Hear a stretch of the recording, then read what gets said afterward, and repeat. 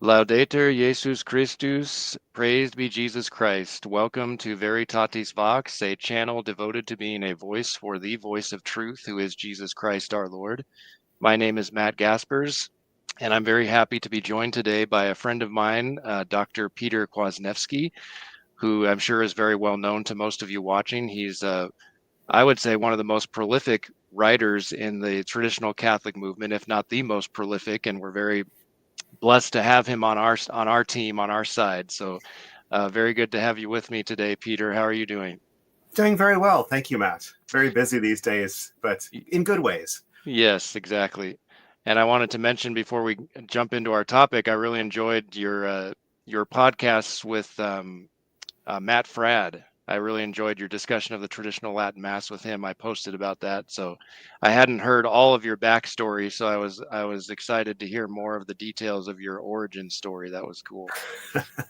Thank you. That was a really graced interview. I prayed very intensively before that. Did a novena running up to it, and I just in the 4 hours of that conversation went by like nothing. Mhm. And I do really believe that the grace of the Holy Spirit was present there. Oh, absolutely. I think it's wonderful that you had such a large platform to promote the traditional mass and the traditional faith. Um, as many people probably associate you most, especially with your work regarding liturgical matters. But today we're actually going to be diving into a topic that is also very near and dear to his heart, which is Catholic social teaching, which I think a lot of people, when they hear the word social, we just maybe even subconsciously associate it with socialism and with progressives and liberals and stuff. So before we get into, defining our terms, what is Catholic social teaching? Maybe you could just give us a little background. How did you get interested in this subject originally? Yes, well, you know what I mean, as you know, as most people know probably by now, I grew up in a typical suburban liberal parish. That wasn't where I heard anything about Catholic social teaching. It was when I went to college, Thomas Aquinas College, and had a kind of first time immersion in a in an intentionally fully Catholic community. I mean, at least in a conservative sense, right? But there were traditionalists there too. There was the Latin Mass. It was a broadly speaking, traditional Catholic environment. I had certainly never lived in such an environment before, and it was eye opening in all kinds of ways at all different levels. From things as simple as the customs practiced on campus, the processions, the rosaries, so many aspects of Marian devotion to the saints, Mm-hmm. the dedication of students to daily mass, the women wearing veils. I mean, this was a totally new world for me at this point Right. as a young man. But when I was at Thomas Aquinas College, there were a couple of tutors there whom I got to be good friends with, and they would frequently bring up political philosophy issues. They were both trained political philosophers. Mm-hmm. And they would bring up issues about John Locke and some of the flaws with the American founding fathers' Enlightenment philosophy. They brought up Mm-hmm. Americanism. I had never heard that term before. And then, they would talk about how, yes, Leo the 13th, in his encyclicals, he actually condemns liberalism. He condemns, modern godless democracy, right? I thought, wow, you mean popes talked about this stuff? It's like I just kind of, I guess if I had assumed anything, I would have assumed that churchmen had always been kind of supine and just let the state walk all over them and never made any objections to it, because that's the way they behave. They've been behaving ever since Vatican II. And so I remember saying at one point to one of these tutors, we need to have a study group and read all these encyclicals, or at least a bunch of them, because there are too Mm-hmm. many of them to read in 1 year. Because in the curriculum at TAC, they read Rerum Novarum. I don't even remember at that point if they were reading Immortale Dei, but they read very little that could be Mm-hmm. called social teaching. Mm-hmm. And so we actually set up this seminar, this voluntary, extracurricular seminar with the tutor and about 25 students, including myself. And we made a syllabus for it, and we read through maybe 15 of the great encyclicals. Like Mm-hmm. the kind of the encyclicals that were, I think, anthologized in a book called Popes Against Modern Errors. You've probably seen that. I Oh think yeah. Tan Books published Yep. it. So, Dio Turnum Illud, Immortalide, Libertas Prestantissimum, obviously Rerum Novarum as well, Quas Primas on the kingship of Christ, Quadragesimo Anno, just all these classic encyclicals that that really propose a coherent, consistent, deeply Catholic vision of what society is all about, what government is for, what law is for, how the economy should be run on Christian principles and natural law principles, etc. And so we did this over the course of a year. We had fantastic discussions in this. And I want to say this was my junior year in college. I'm pretty sure it was my junior year. And I mean, just talk about scales falling from the eyes, right? I mean, all of these modern ideologies from, socialism, communism, secularism, secular democracy, right? All the Enlightenment myths, all of it was just blown up by these papal encyclicals. And probably also like American style capitalism is in there as well, right? Yes, that's something indeed. we tend to take for granted as legitimate, but as you discuss in your book, I think one thing I like about traditional Catholic social teaching is that it has things in it that challenge a lot of things that challenge those of a progressive mindset of liberals, but it also has things that challenge, so-called conservative presuppositions, which I think we'll get Yes, into exactly. today. I mean, just to pick up on that point, you mentioned earlier that people might subconsciously associate social with socialism, but Leo XIII expressly says that the word liberal also has been co-opted and abused. He says this in Libertas Prestantissimum. He says something like, there are people who style themselves liberals, even though their doctrine leads to slavery. And of course, the word liberal comes from the Latin word liber for free, the free. The free man is the liberal, the true liberal, and but free from sin, free from passions, or the slavery of passions, free from error. Right. This is to be truly liberal, and that's why we talk about liberal education and liberal arts. These are the liberal arts are the arts by which we free ourselves from ignorance and error. Right. So there's this older sense of the word liberal that was co-opted by modern liberals, starting with the French Revolution, maybe arguably a bit earlier than that. And it's this is the point I want to make, that that liberalism as a social philosophy born in the 17th, 18th centuries in the Age of Enlightenment, that comprises what Americans call liberals and conservatives. I mean, American conservatives are classical liberals. They're just less liberal than the progressives are. They're less liberal in the sense of less radical in their ideas about freeing people from all bonds of tradition and custom and family and so forth, right, as the progressives are trying to do.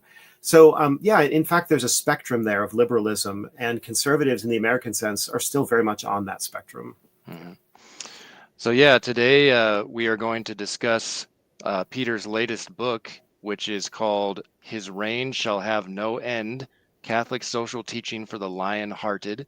And it's published providentially. You had it ready, and it was published on the 100-year anniversary of the Feast of Christ the King, which was instituted by this Pope on the screen, Pius XI, in 1925. And to me, and you go over this quote from Quas Primas in your book, and you have a whole chapter, which is like a commentary on the encyclical, which I love. So this, in my opinion, this kind of sums up Catholic social teaching really well. He says, men must look for the peace of Christ in the kingship of Christ, or in the kingdom of Christ, excuse me.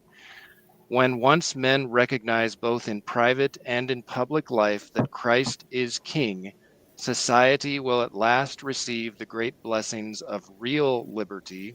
So there's a false liberty that you were just describing. He's talking about real liberty, well-ordered discipline, peace, and harmony. And that, of course, is from Quas Primas. So I want to, as a segue into kind of discussing what exactly is Catholic social teaching, kind of approaching a definition of that term.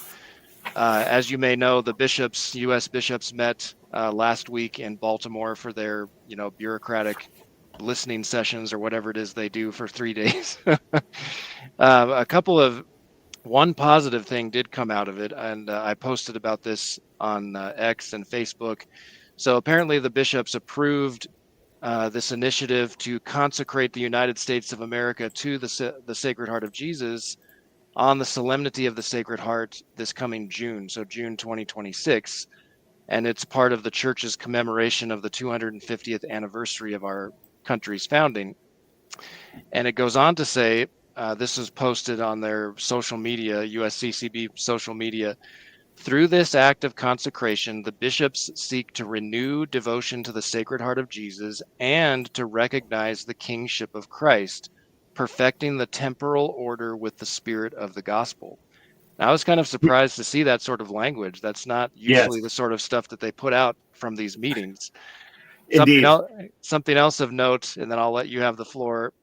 I also posted about this. Cardinal Christophe Pierre, the Apostolic Nuncio to the United States, basically the Pope's representative in our country, he always gives the opening, like, keynote address.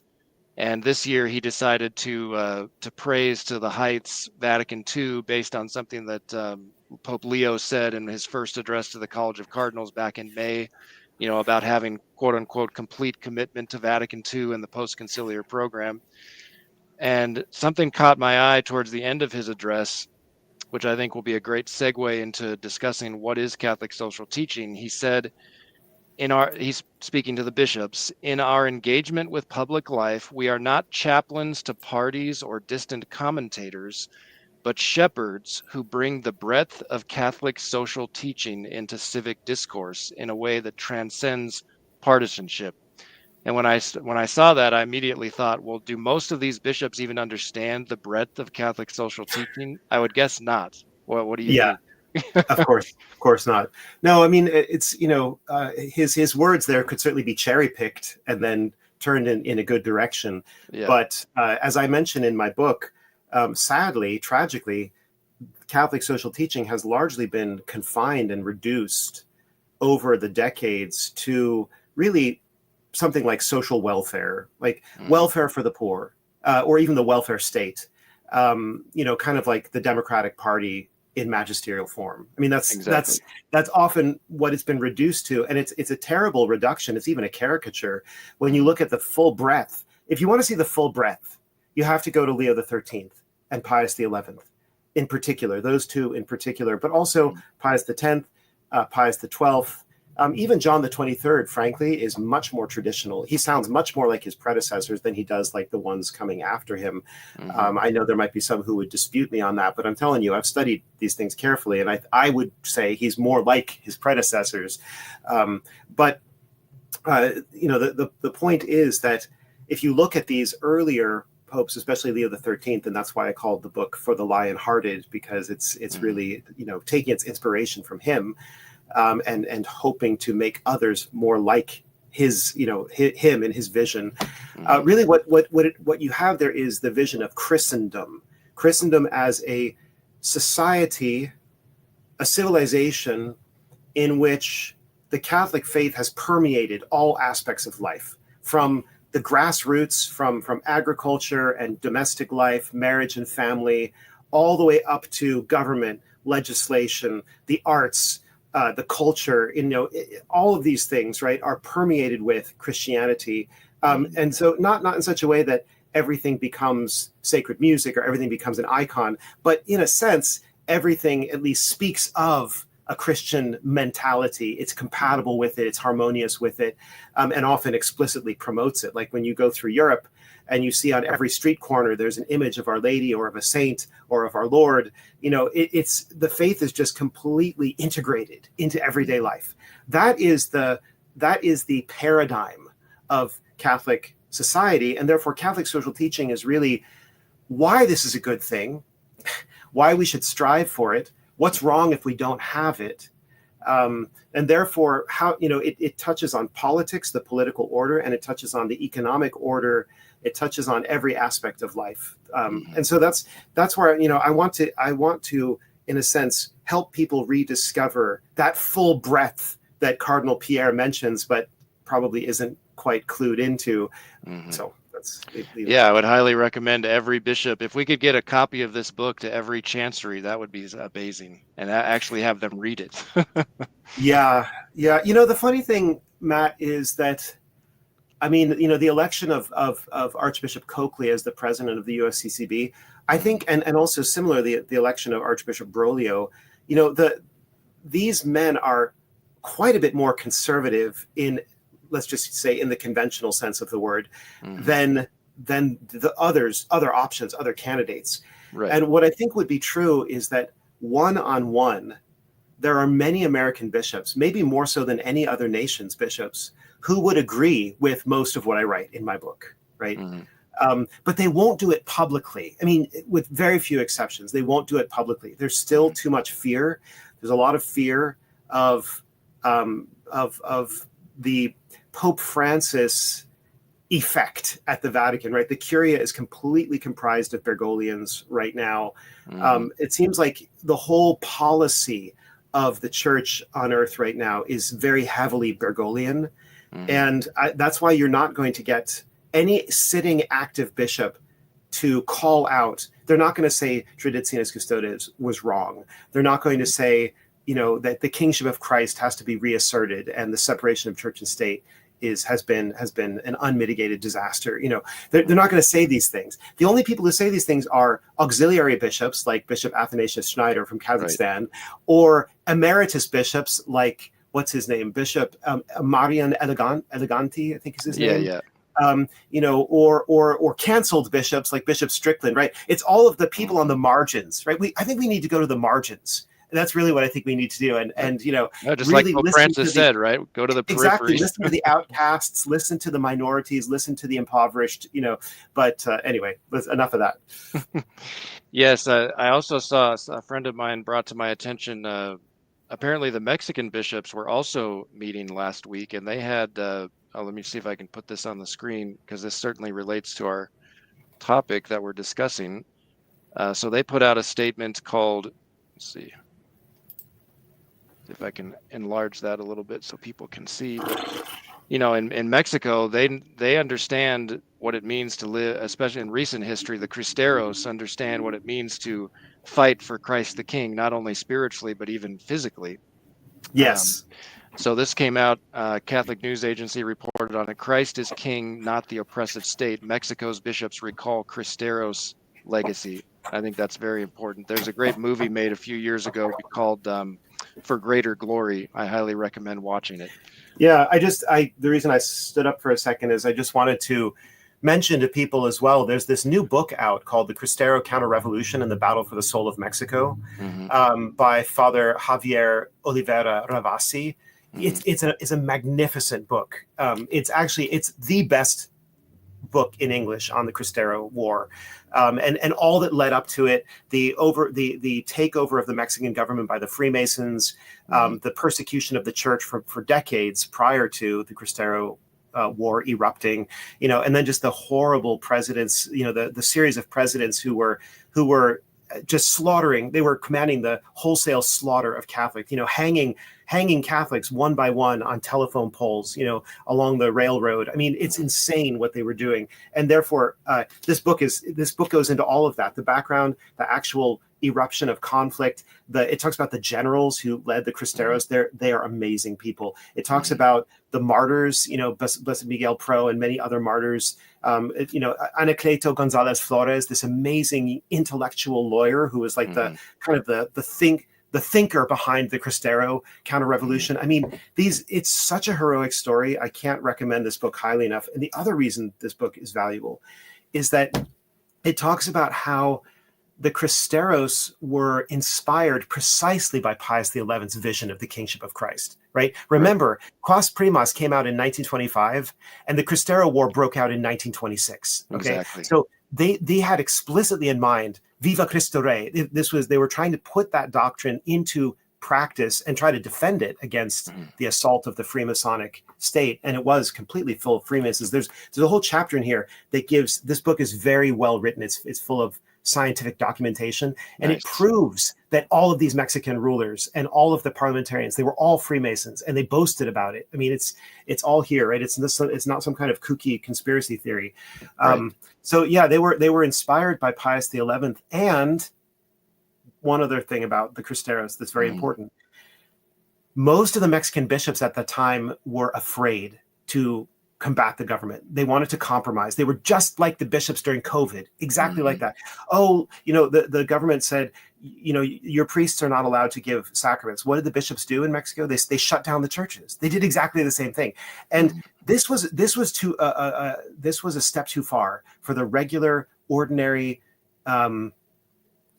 Marias and Jose's of Mexico, right? No, we're not shutting down the churches. This is wrong. We have to go to war against these evil people. So, and Pius XI, unfortunately, although he had this great encyclical, he was kind of timid in some of his policies. And he eventually, 3 years into the war, when the Cristeros were growing the Freemasonic government, the Pope and the bishops worked out a compromise with the Masonic government that really in the end didn't amount to much. I mean, it was no victory for the Catholics, and they made all the Catholics stop fighting. So it's also interesting because it goes into questions of obedience and authority. And, when the bishops of Mexico were telling the Catholics not to go to take up arms and fight, the Mexican laity did not obey that. They just went ahead and did it anyway, because they knew in their conscience what they had to do to defend their families and defend the faith. So I think there's all kinds of relevant aspects to this story, even 100 years later, that we need to learn from. Yeah, and it's not something, I mean, it could easily happen again in numerous different countries around the world. It's not something that, that happened 100 years ago, but that could never happen in 2025. It absolutely could. Absolutely. And to say something too about, the bishops from Mexico, that's, I'm very glad to see them remembering the Cristeros. I mean, that's a little surprising to me because, as you say, bishops, and as I said before, bishops don't really seem to want conflict of any kind. I mean, they'll create conflict with laity. They'll banish the Latin Mass. They treat people beneath them with contempt, but they won't necessarily go up against the government. They're afraid of the government, or they're afraid of higher ups in the church. Right. I think really as time goes on, this is what I'm going to say. I think as time goes on, and in the West, we are powered less and less by the fumes in the gas tank of Christendom, right? That's what we've been for decades now, arguably even for centuries. The West has been running off of cultural capital that was accumulated by better men in better times. Right. And, something like human rights is a great example. The only reason we have the concept of human rights is because of Christianity.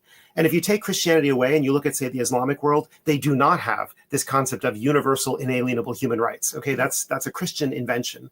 Of course, it's been distorted, but it's essentially a Christian invention, or a Christian discovery would be a better way of putting it. And I think that as the West becomes more and more secular, we are actually going to see more and more rejection, violent rejection of Christianity, of Catholicism, of the interference of the church, of the tax-free status of the church, or tax-exempt status.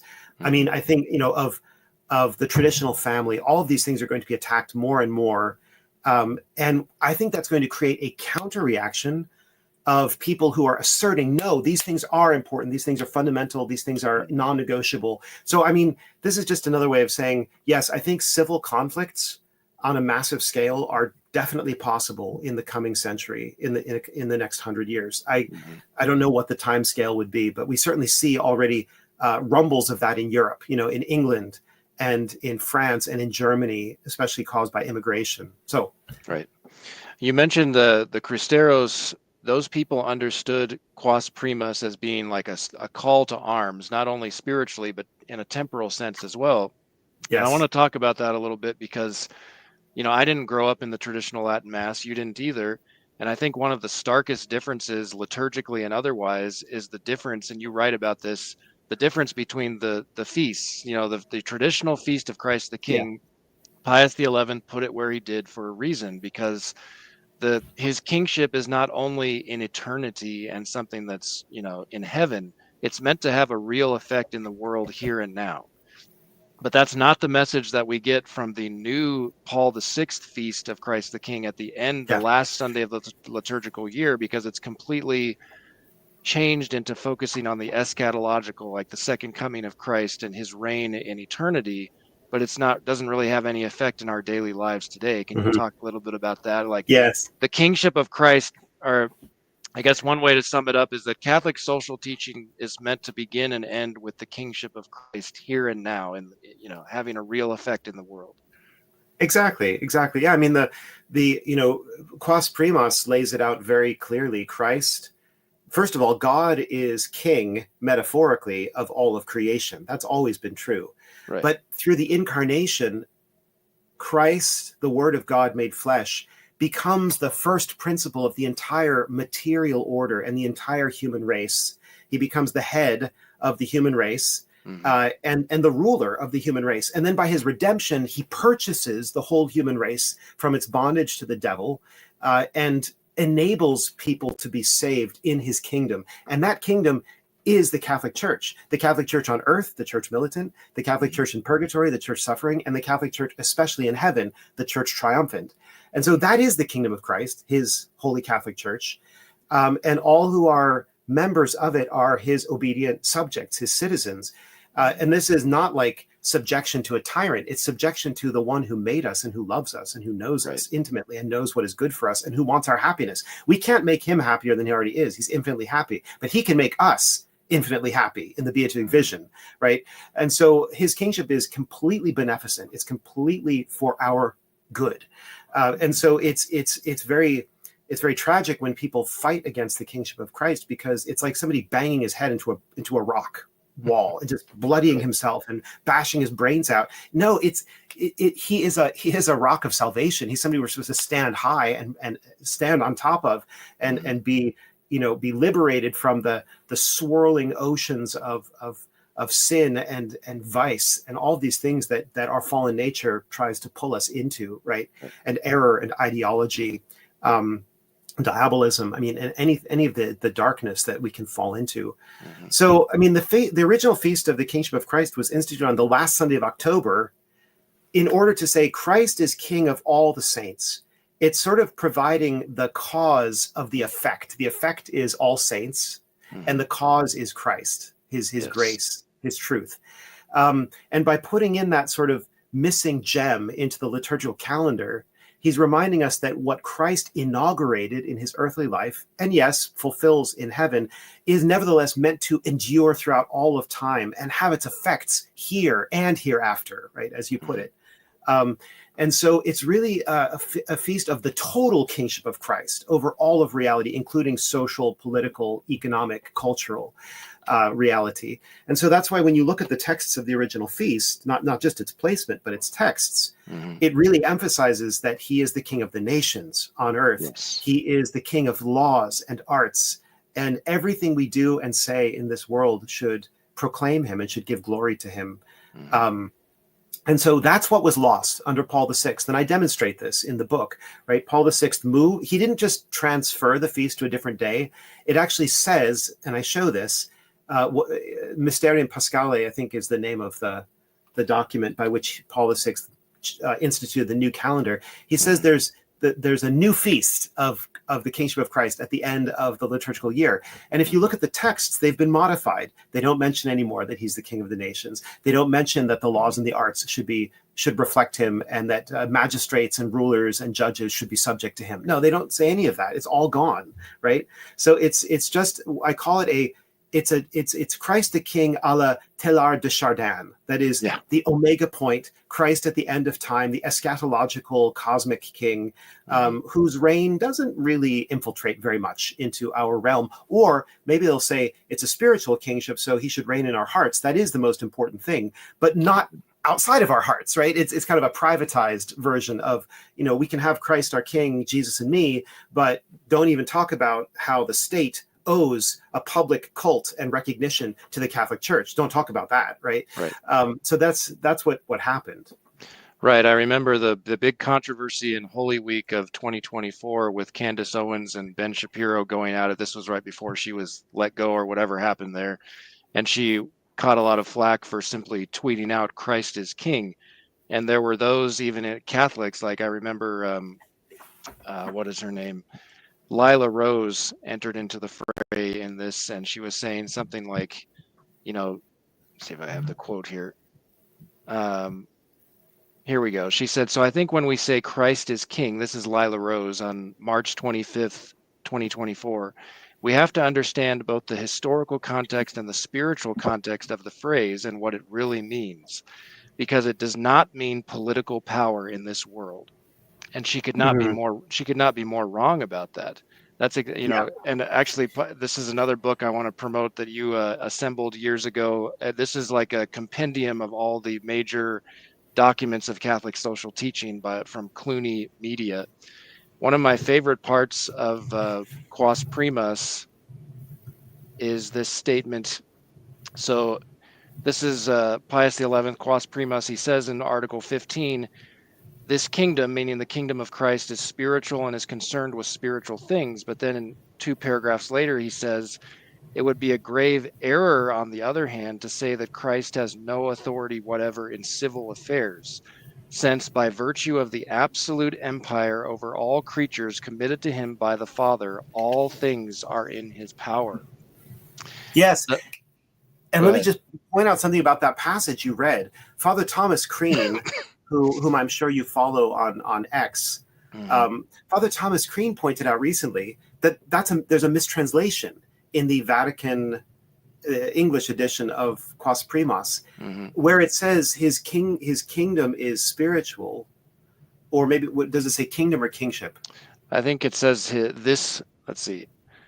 It says, "This kingdom is spiritual Okay. and is concerned with spiritual things." Yes. What the Latin text says is this kingdom is primarily spiritual or principally spiritual and Ah, concerned principally with spiritual things. But I mean, the very use of a qualifying word means that's not all that it's right, concerned with, even though that is obviously in the leading place, right? right. Because I mean, the caricature, I suppose, of Catholic traditionalists or modernists, pardon me, Catholic monarchists or integralists, the caricature out there would be that all we care about is pomp and circumstance. We just want kings and queens. We want the sedia gestatoria of the Pope, with the ostrich feathers. All we're Mm-hmm. into is externals, or even worse, we're into worldly power in a kind of totalitarian way, like fascists would be. Mm-hmm. Um, and I mean, this is a caricature because obviously we recognize that the most important thing is for human hearts to be surrendered to the Sacred Heart of Christ. I mean, that's why Right. we consecrate ourselves to the Sacred Heart. That's why we want Christ to reign over us. We want him to reign over us spiritually. But this is the truth of Catholic social teaching: is man is a body soul creature, and the incarnation is a mystery of the visible and the invisible, of the interior and the exterior. Mm-hmm. So human beings need cultural supports. We need the arts to promote what is good and holy and beautiful, as opposed to what is ugly or deformed or vicious. We need laws to promote and sustain and support Catholic families, marriage, child rearing and childbearing, good education. Right? We're not just creatures like disembodied intellects, like some kind of Mm-hmm. Cartesian view would imply. So we need a wraparound Catholic culture to flourish as Catholics and to allow salvation to be achieved by as many people as possible. So it's Yes. actually very, very selfish. It's actually wicked for people not to want a Catholic government, Catholic laws, Catholic culture. Because what they're basically saying is, well, I'm good enough by myself. I don't need any of that help. But the fact that most people need those helps, well, I can't be bothered with that. I mean, they're just going to have to fend for themselves, right? There's Mm-hmm. a kind of egotism and individualism involved in trying to see Christianity as something purely interior and invisible, and not seeing it as something that should be pervasive in every aspect of life, right? Right. It's if you think about it, right? Your average medieval peasant, he didn't have to be an intellectual. He didn't have to get a doctorate in theology. He didn't have to spend a lot of time studying magisterial documents. He Didn't just even have lived to be life. literate, really. Right. He didn't even have to be literate. He just lived his life according to the rhythm, the cycles of the church's liturgical year, according to the great feast days, He went to Mass, he worshiped the Lord, he would go to confession, he practiced fasting during Lent. Everything about the society was set up to make his salvation as easy and likely as possible, right? Yes. And that is a sign of the love of God for us, that he wants us to be saved and to come to the knowledge of the truth. He doesn't want us to have to fight like drowning sailors, like against every wave that's coming at us. He wants us actually to be safely on board a ship and safely moving towards the destination of eternal life, right? And that's what I think Christendom reflects. And I think one of the major errors that came out of the so-called Enlightenment, really the darkening period would be a more appropriate name for it, is this notion that, and this kind of transition into our next topic that I wanted to cover, is the proper relationship between church and state, which is very controversial in especially America, where we have it ingrained in us, this so-called wall of separation and all this stuff, which is nonsense. The notion that governments really exist to secure temporal goods as ends in themselves, and rather than as a means to the supernatural end for which we were created, which is eternal life in heaven.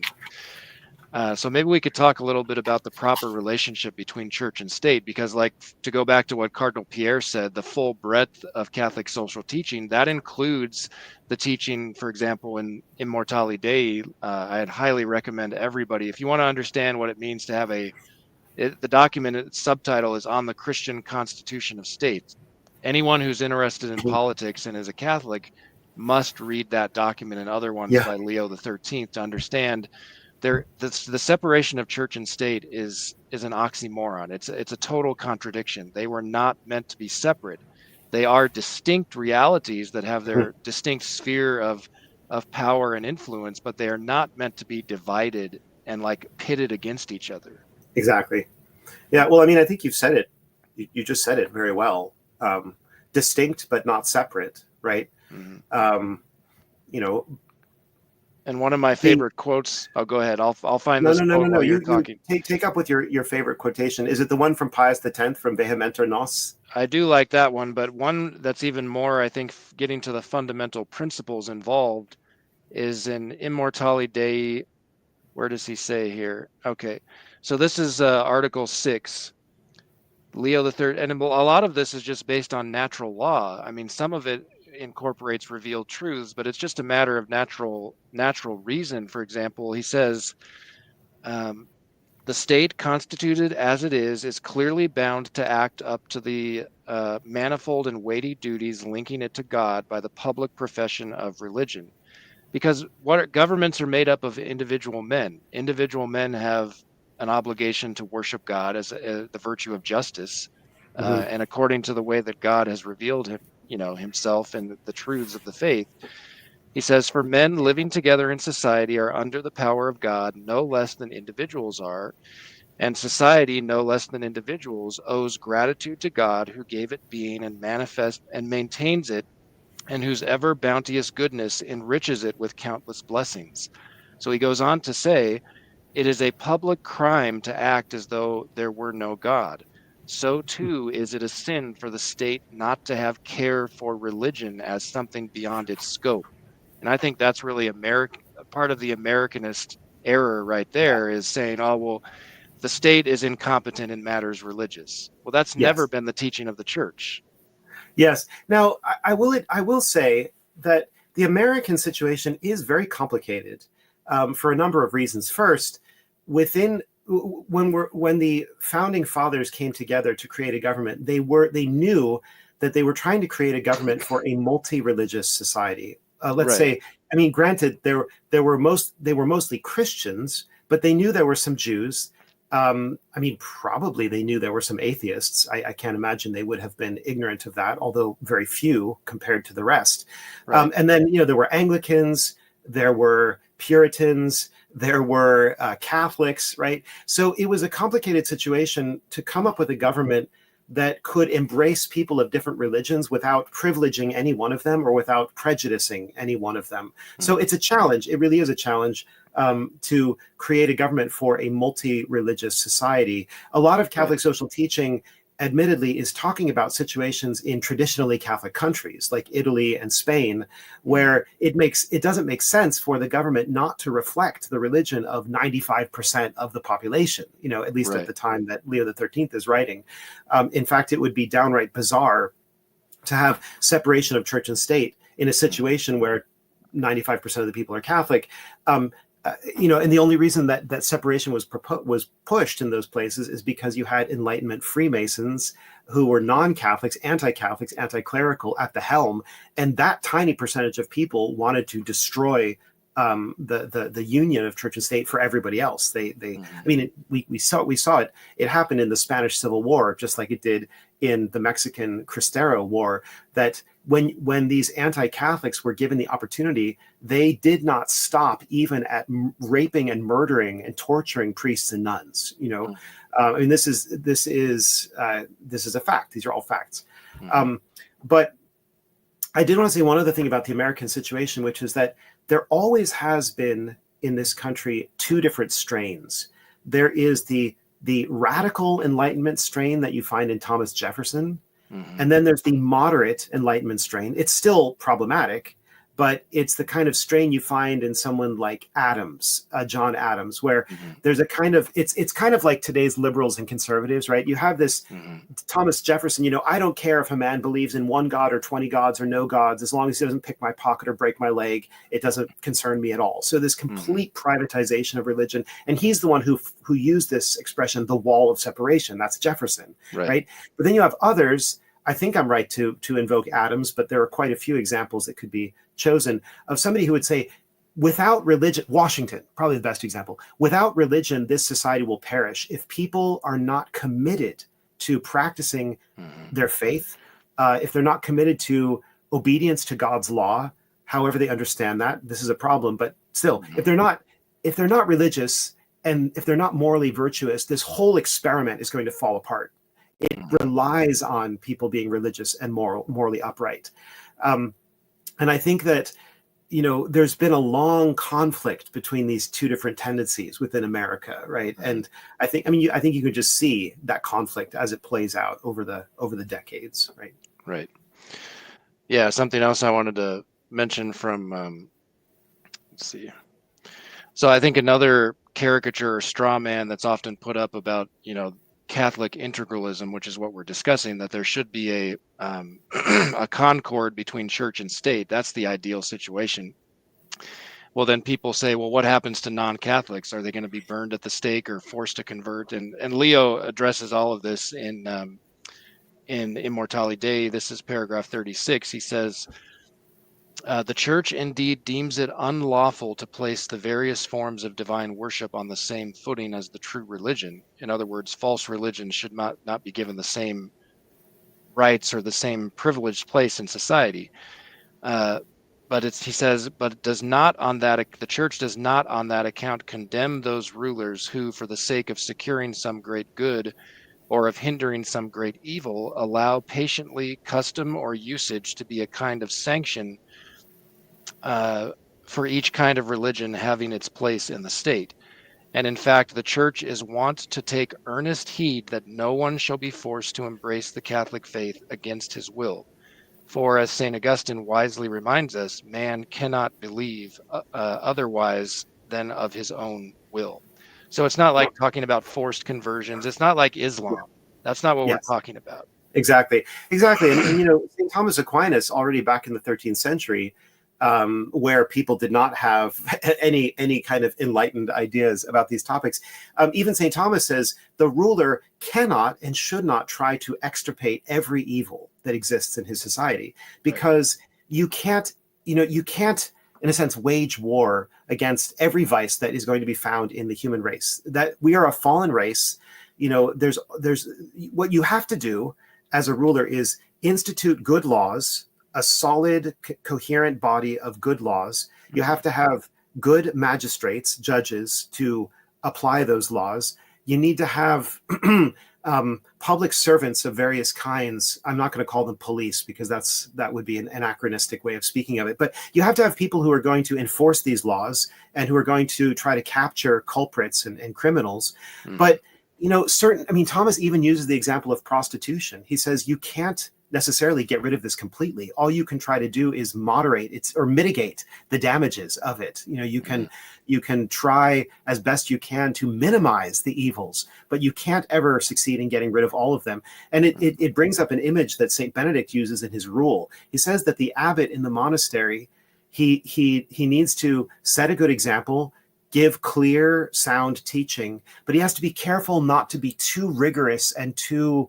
punitive against monks who are imperfect, because he says they have to be careful lest scrubbing the vessel they break it. So if you try to get the rust off of a metal vessel and you push too hard, you might just break the vessel, right? And then it's ruined. The whole thing is ruined. So it's this sense of moderate, tolerant, but still principled, focus on the common good, which can tolerate certain deficiencies or evils, but not promote them, not celebrate them, right? And that's that's the difference between a society, for example, that maybe the society has anti-sodomy laws on its books, and those should be there, as some African nations have. They're important to have so that you can enforce them if and when a situation arises that has to be, that can't be denied, that is going to cause scandal or whatever. But generally speaking, people know that sin is still going to happen, and you can't always, like the way to try to get rid of something, you'd have to install a closed caption camera everywhere in every single room. That would be like 1984, George Orwell. Like, you can't do that. Right. But there should be an anti-sodomy law on the books. And of course, that's very different from a society that celebrates and glorifies, LGBT and all this kind of stuff. Or abortion, for example. We know that even if abortion is illegal, if someone is bound, determined to kill their unborn child, they're going to do it. But that doesn't mean that we as a society should just say, oh, well, it's going to happen anyway, so there's no point in making it illegal. Exactly. And this is a key point. This insight goes all the way back to Aristotle. He seems to me to be the one who says it most clearly, that what the law approves of, people conclude is just, right? That is, if the law says abortion is okay, it's permitted, then people draw the conclusion, I think, by a kind of inevitable reasoning. Well, the state, if it was really evil, the state would forbid it. The way the state forbids thievery and murder and rape and other things like that. But if the state permits it, then it must be at least permissible, if not even potentially good. And so it's this is when Aristotle talks about law, he says it has a pedagogical effect. The law forms people into a certain kind of character. It forms your sense of what is right and wrong, your sense of what is true and false. That's why legislation has to reflect the natural law and the Christian gospel. Because if it doesn't, it's going to be something, it's going to turn into something quite hideous and antithetical to the common good.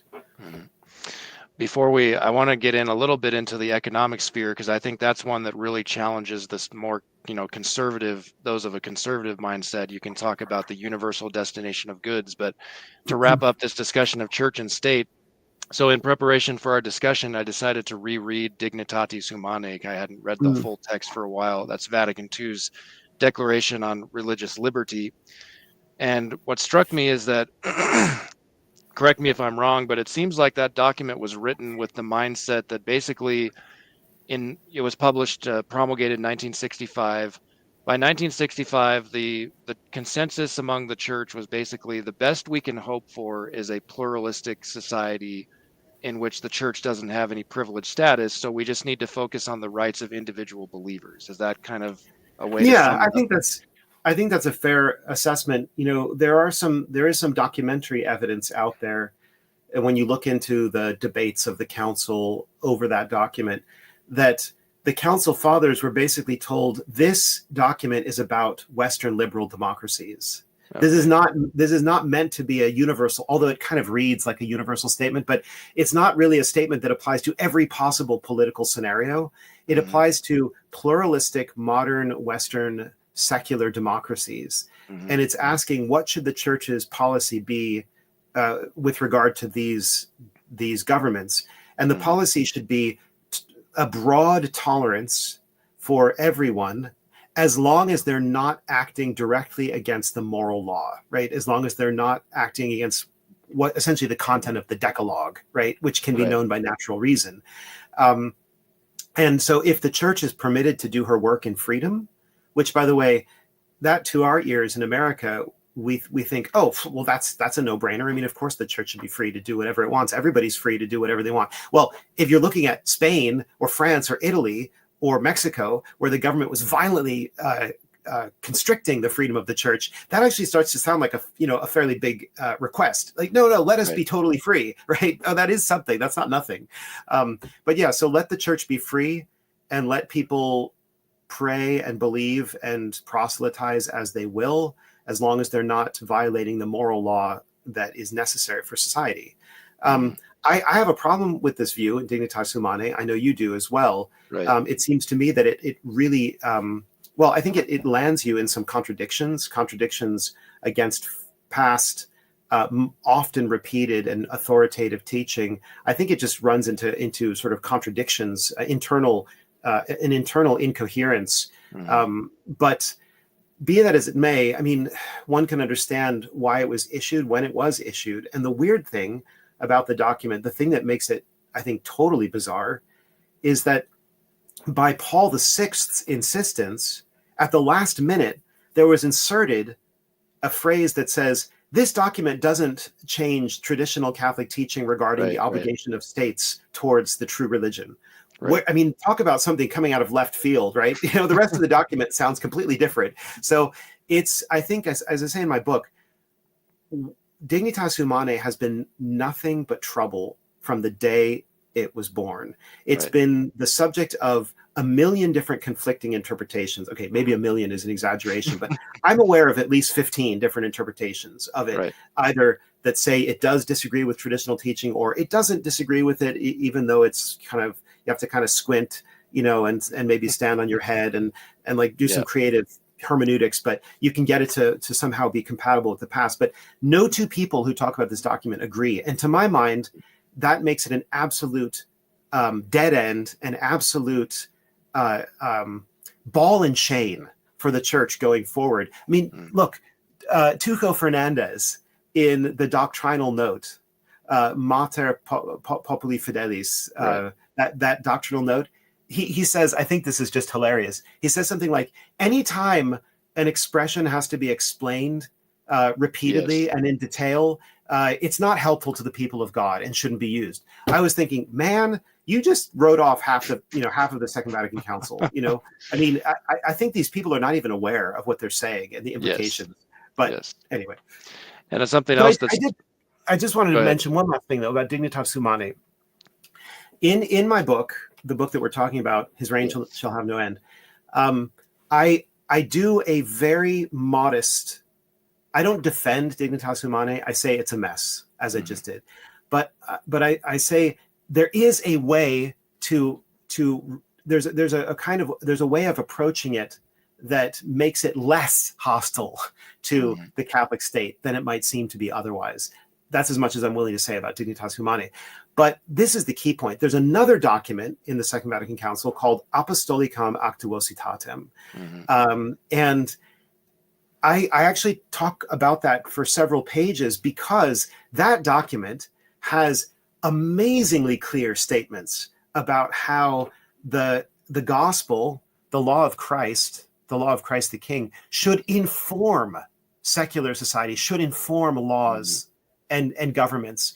It does not present this wall of separation or even this, let's just say, it doesn't present that point of view. It presents, I would argue, more the view of Christendom.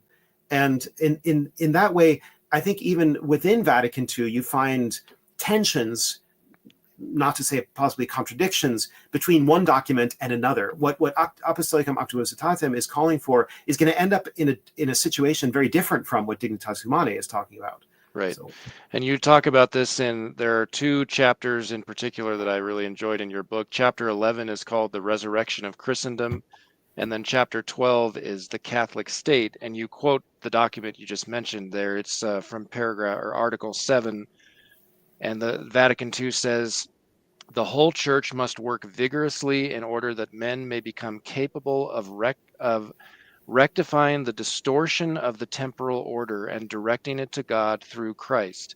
Pastors must clearly state the principles concerning the purpose of creation and the use of temporal things, and must offer the moral and spiritual aids by which the temporal order may be renewed in Christ. And that sounds very similar to like St. Pius X's motto, restoring all things in Christ, Exactly. which is what I decided to call this episode of the live stream. So Yes. yes, but I think ultimately, a last word on the on Dignitatis Humanae.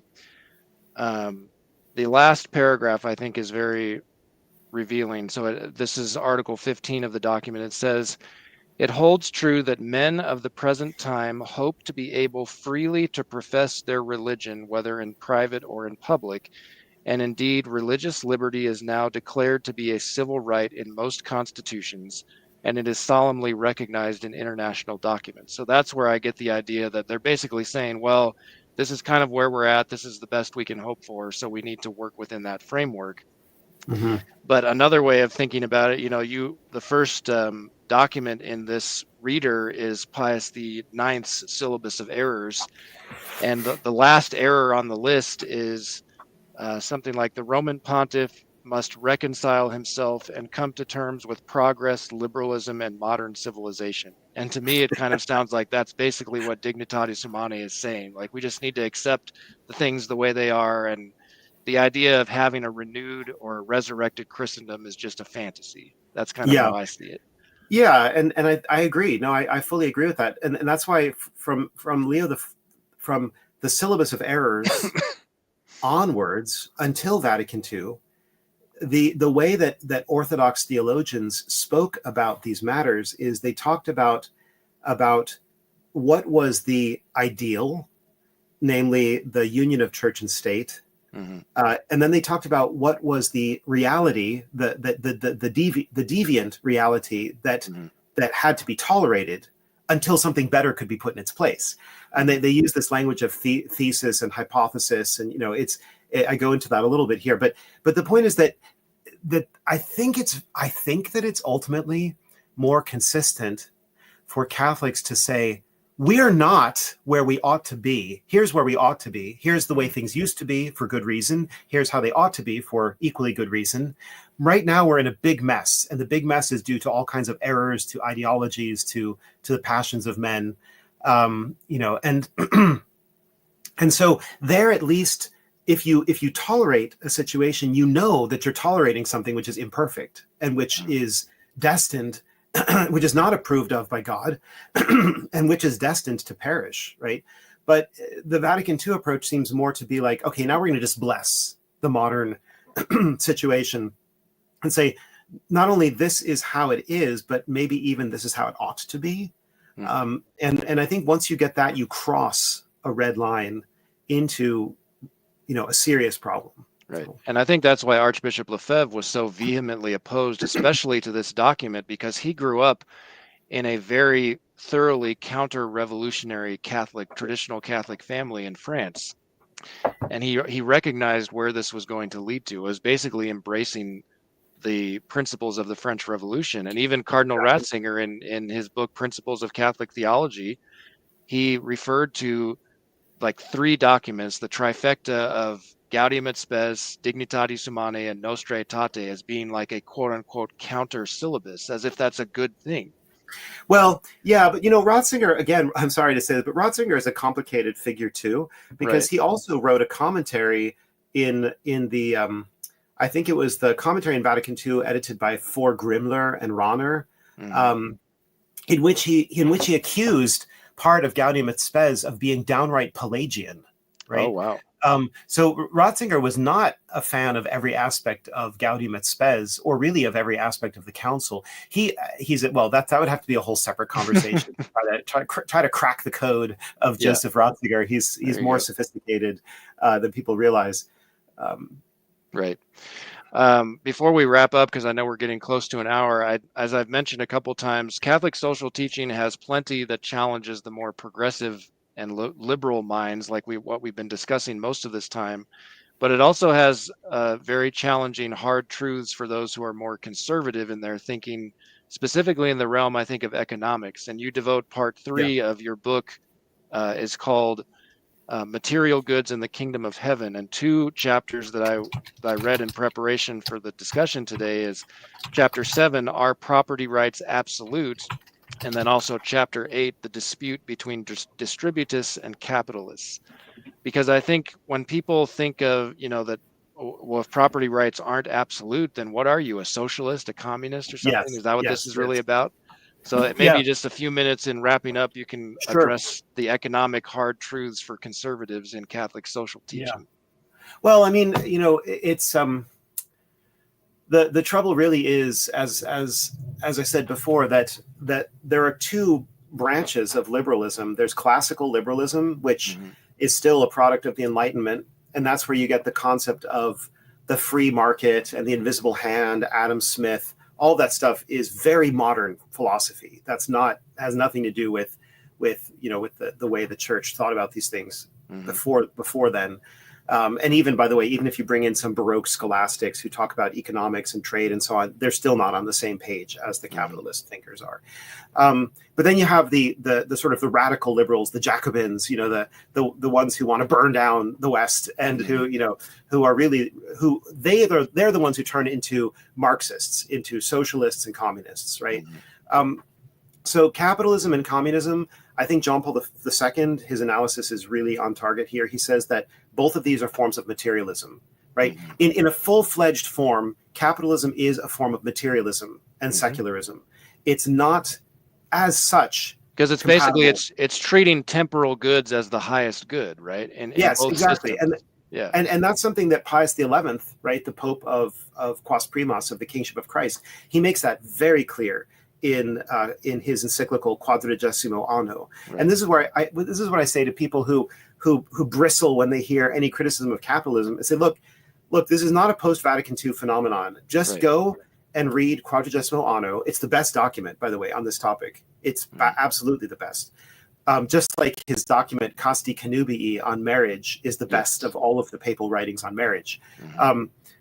Pius XI, whatever his practical flaws may have been, he was a formidable teacher in the church, right? Mm-hmm. So I just say to these people, look, read that document, read it carefully, patiently, with an open mind, and see if it begins to challenge some of your assumptions about how the economic order is supposed to be, set up. But just I think a lot of American, sorry to interrupt, just to say it, like a lot of American conservatives basically think that the right order is that if, through business and entrepreneurship and if I have the ability to amass as much wealth as possible, that's my right to do so, and nobody can tell me otherwise, basically. Yeah. No, and that's certainly not consistent with the gospel, which is not to say, again, it's always a question of making the right distinctions.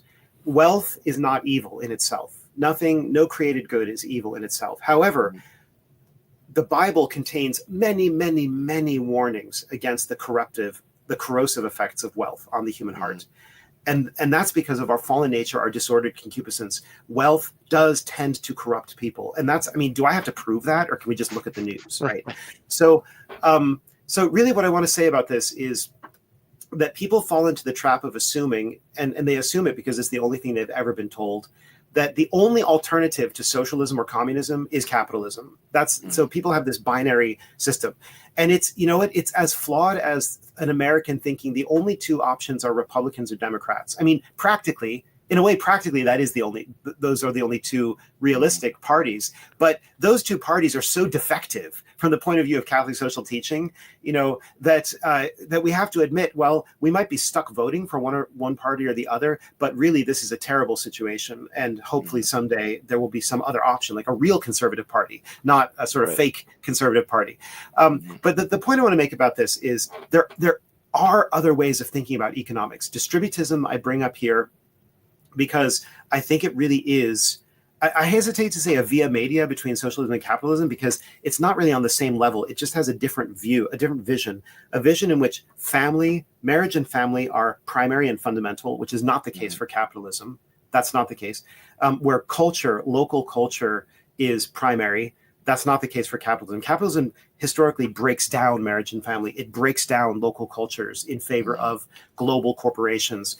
And so distributism really has a different set of values, but its main concern is the widespread distribution of productive property, right? That people should not simply be wage slaves who are indebted to millionaires or billionaires who are making incalculably, I mean, they're making so much more than any of their workers that there's a radical power gap between them. There's the possibility of total exploitation on the part of the millionaires and billionaires, and really almost no recourse, and a kind of wage slavery on the part of workers.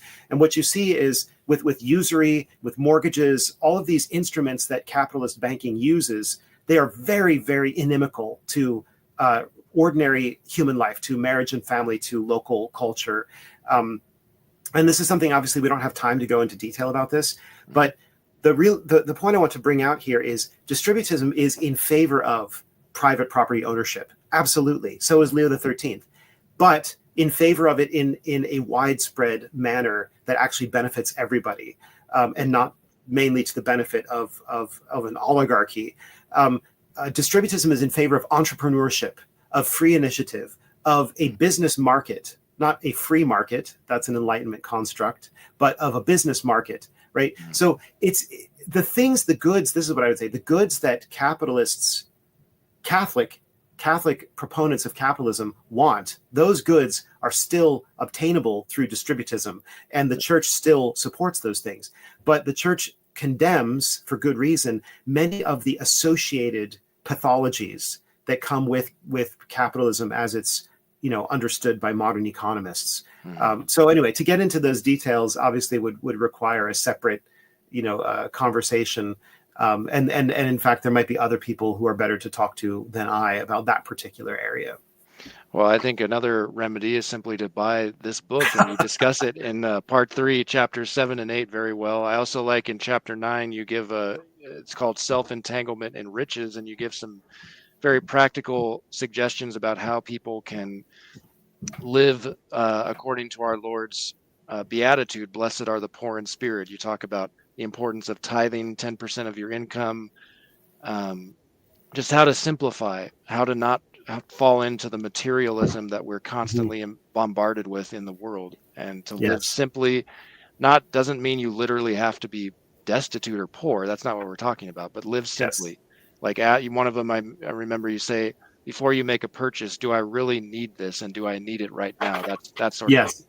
Yeah, exactly. I mean, because as St. Thomas says, everyone should live becomingly. Everyone should live in a manner that's consistent with their status in life and their position. And if you're a father of a family, as you and I are, then we need to take into account the goods that a family needs, right? They need a home. They need books. They need clothing. Notice the order. They need food. They need beauty, beautiful things, right? And so it's not as you said, it's not a question of exalting destitution. That's not the point. The point is to promote moderation, really one of the most basic virtues, right? The virtue that the ancient Greeks were always talking about, the virtue of moderation. This is something that a capitalist society has forgotten the meaning of. We are encouraged to spend immoderately, to spend on ourselves, to spend on our pleasures, really to make the whole world constantly minister to our pleasures. That's what at least this cancer phase of capitalism has led to. And that's where I think, for example, someone like Paul Kingsnorth, his book Against the Machine, is really a very astute critique of that sort of those aspects of capitalism. And really, I think that should be enough for Catholics to have an instinctive sense that really there's a better way. There has to be a better way than the direction that the modern West has gone in, and a better way in regard to every aspect of social life. And this is what Catholic social teaching actually covers, if you rediscover the true breadth of it, right? Yes, and we can't divorce economics from our spiritual lives and from the kingship of Christ. It falls under that as well. We can't just do whatever we want in that area and say, well, that's not subject to the reign of Christ the King. Yes, it absolutely is. Exactly. Well, thank you so much, Peter, for going into some of these details, and I highly recommend everybody get a copy of your book, His Reign Shall Have No End. I'm going to put a link in the live chat, and I also have a link in the description to today's video. So here comes the link in the live chat. And this is published by, it's a new imprint of Aruka Press. It's called 13 Books, right, in honor of Leo the 13th.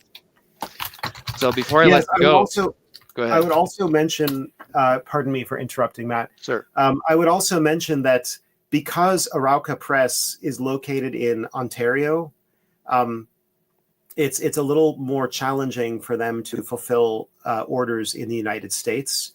It can be done, but by agreement with Arauca, I'm also selling copies of this book via the Kwasniewski Press website. And the advantage there for people who are interested is that I sign the copies of the books that I send out with Kwasniewski Press. So if somebody wants a signed copy, that's a way of obtaining it. Awesome.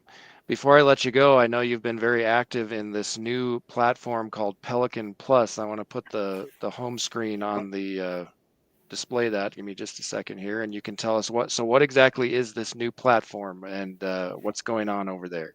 Yes. It's I would describe it as, well, it's an all-in-one Catholic platform. If you want to see how it looks, Matt, why don't you put in app.pelicanplus.com. That'll actually get you to the app itself, because what you're looking at now is sort of the home page for information. Okay.